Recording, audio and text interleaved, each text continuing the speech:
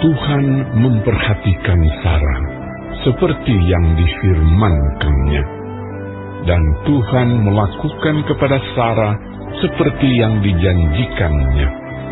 Maka mengandunglah Sarah, lalu ia melahirkan seorang anak laki-laki bagi Abraham dalam masa tuanya, pada waktu yang telah ditetapkan sesuai dengan firman Allah kepadanya. Abraham menamai anaknya yang baru lahir itu Ishak, yang dilahirkan Sarah baginya. Kemudian Abraham menyunat Ishak, anaknya itu, ketika berumur 8 hari, seperti yang diperintahkan Allah kepadanya. Adapun Abraham berumur 100 tahun ketika Ishak anaknya lahir baginya. Berkatalah Sarah, Allah telah membuat aku tertawa. Setiap orang yang mendengarnya akan tertawa karena aku. Lagi katanya, siapakah tadinya yang dapat mengatakan kepada Abraham, Sarah menyusui anak? Namun, aku telah melahirkan seorang anak laki-laki baginya pada masa tuanya. Bertambah besarlah anak itu dan ia disapih. Lalu Abraham mengadakan perjamuan besar pada hari Ishak disapih itu. Pada waktu itu Sarah melihat bahwa anak yang dilahirkan Hagar, perempuan Mesir itu bagi Abraham, sedang main dengan Ishak anaknya sendiri.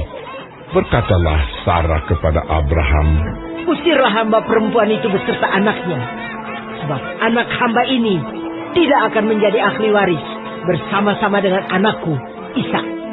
Hal ini sangat menyebalkan Abraham oleh karena anaknya itu. Tetapi Allah berfirman kepada Abraham, janganlah sebal hatimu karena hal anak dan budakmu itu. Dalam segala yang dikatakan Sarah kepadamu, haruslah engkau mendengarkannya. Sebab yang akan disebut keturunanmu ialah yang berasal dari Ishak. Tetapi keturunan dari hambamu itu juga akan kubuat menjadi suatu bangsa, karena ia pun anakmu. Keesokan harinya, pagi-pagi Abraham mengambil roti serta sekirbat air dan memberikannya kepada Hagar. Ia meletakkan itu beserta anaknya di atas bahu Hagar. Kemudian disuruhnyalah perempuan itu pergi. Maka pergilah Hagar dan mengembara di padang gurun Beersheba. Ketika air yang dikirbat itu habis, dibuangnyalah anak itu ke bawah semak-semak, dan ia duduk agak jauh, kira-kira sepemanah jauhnya, sebab katanya, tidak tahan aku melihat anak itu mati. Sedang ia duduk di situ, menangislah ia dengan suara nyaring. Allah mendengar suara anak itu. Lalu malaikat Allah berseru dari langit kepada Hagar, katanya kepadanya, apakah yang kau susahkan, Hagar? Janganlah takut, sebab Allah telah mendengar suara anak itu dari tempat ia terbaring. Bangunlah, angkatlah anak itu, dan bimbinglah dia, sebab aku akan membuat dia menjadi bangsa yang besar.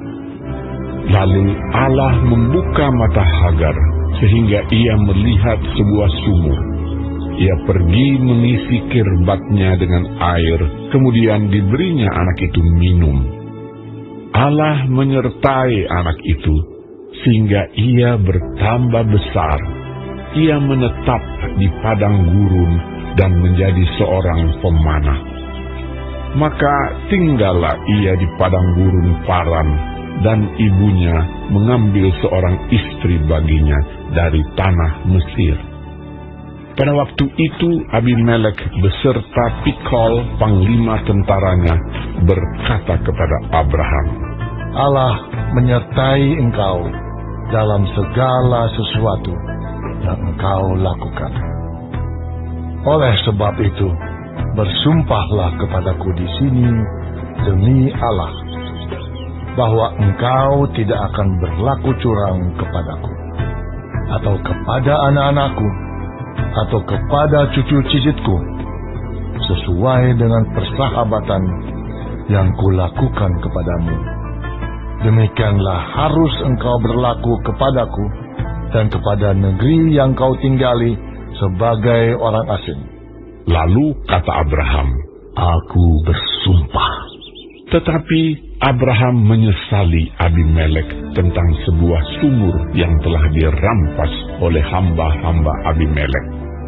Jawab Abimelek, Aku tidak tahu siapa yang melakukan hal itu.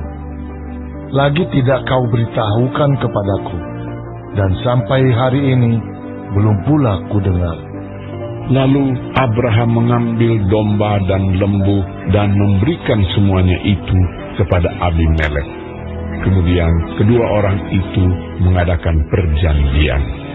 Tetapi Abraham memisahkan 7 anak domba betina dari domba-domba itu. Lalu kata Abimelek kepada Abraham, Untuk apakah ke-7 anak domba yang kau pisahkan ini? Jawabnya, Ke-7 anak domba ini harus kau terima dari tanganku untuk menjadi tanda bukti bagiku, bahwa akulah yang menggali sumur ini. sebab itu orang menyebutkan tempat itu Bersheba, karena kedua orang itu telah bersumpah di sana. Setelah mereka mengadakan perjanjian di Bersheba, pulanglah Abimelek beserta Pikhol, panglima tentaranya, ke negeri orang Filistin. Lalu Abraham menanam sebatang pohon tamariska di Bersheba dan memanggil di sana nama Tuhan Allah yang kekal. Dan masih lama Abraham tinggal sebagai orang asing di negeri orang Filistin.